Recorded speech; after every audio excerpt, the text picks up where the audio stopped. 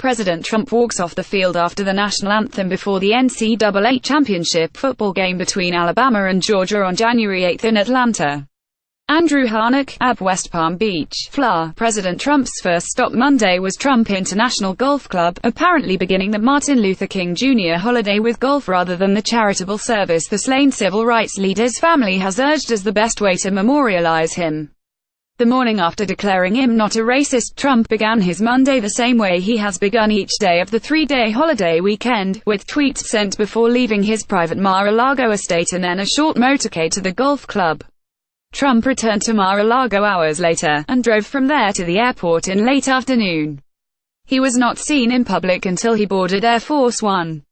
A White House spokesman did not immediately respond to a request for comment on the president's day, including whether he was playing golf. Trump's weekly address, released Monday, honored King. About 11 a.m., roughly 2 hours after he arrived at the golf club, Trump retweeted the White House post containing the video. Dr. King's dream is our dream. It is the American dream. It's the promise stitched into the fabric of our nation, etched into the hearts of our people and written into the soul of humankind, Trump said in the message. The White House generally does not confirm whether Trump is playing golf while at the club. Before eating dinner there Sunday evening, Trump took questions on the front portico and denied that he used the phrase shithole countries to refer to Haiti and some African and Latin American countries. He also denied that the reported remark, made in the context of debate over U.S. immigration policy, showed him to be a racist. No, I'm not a racist, Trump told reporters. I am the least racist person you have ever interviewed, that I can tell you. Trump returned to Mar-a-Lago, a posh, historic coral-colored compound that is also a members-only club, shortly after 1:30 p.m. Along his route from Trump International, the motorcade sped past a crowd of demonstrators waving Haitian flags and signs. One placard read, "Haiti is not a shithole." A smaller group of about a dozen Trump supporters gathered nearby. One sign read, "Honk for Trump."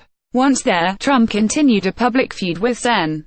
Richard J. Durbin Deal, who has accused Trump of making the shithole remark during a meeting with Durbin and other lawmakers last week.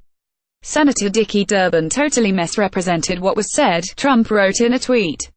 Durbin was the only Democrat present at the White House meeting on immigration, which included discussion of whether to extend new protection to hundreds of thousands of young people brought to the United States illegally as children.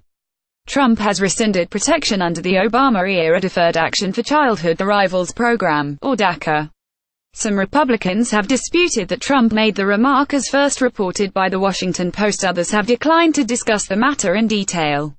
The White House did not initially deny that Trump used that language.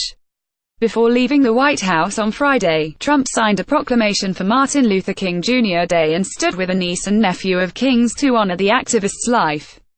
Through his bravery and sacrifice, Dr. King opened the eyes and lifted the conscience of our nation. He stirred the hearts of our people to recognize the dignity written in every human soul, Trump said then. Today, we celebrate Dr. King for standing up for the self-evident truth Americans hold so dear, that no matter what the color of our skin or the place of our birth, we are all created equal by God. Isaac Newton Farris, a nephew of King's, addressed Trump and Vice President Pence, who also attended the ceremony. If my uncle were here today, the first thing he would say is, "What are we or what are you doing for others?" Farris said, adding that King's widow and his aunt, Coretta Scott King, had asked Congress to call the holiday a day of service. We did not want the King holiday just to be a day of hero worship. As his nephew, I certainly think that he was one of the greatest Americans that we have produced. But it should not be a day of hero worship. And that's why the Congress agreed with my aunt and also made it a day of service, Farris said. We refer to it as a day on, not a day off. Sarah Huckabee Sanders tweeted about King on Monday, as well as about the battle over school desegregation in Little Rock, where she grew up. Central High is now one of the most racially diverse schools in the state, and black unemployment in America just hit an all-time low, Sanders wrote. Far more to be done, but let's honor MLK's great legacy by empowering all Americans with better schools and better opportunity.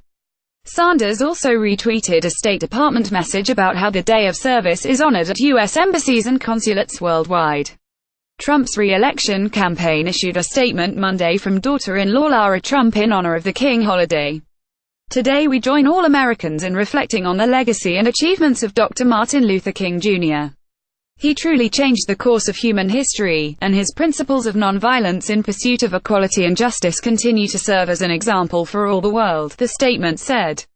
In so many ways, the hope and promise of Reverend King exists today, yet we are all called upon as Americans to continue his work and ensure that equal opportunity is available in every community and every corner of our society, including for our children and grandchildren. Rep. John Lewis D. Garr branded Trump a racist in an interview Sunday. The president's vulgar remark last week was only the latest example, Lewis and other Trump critics have said. Trump was also widely criticized in the summer for equivocal remarks about white supremacists who demonstrated in Charlottesville against the potential removal of a Confederate statue. A woman who had come to demonstrate in opposition to the white supremacists was killed. Trump later decried the removal of beautiful Confederate memorials to the Civil War.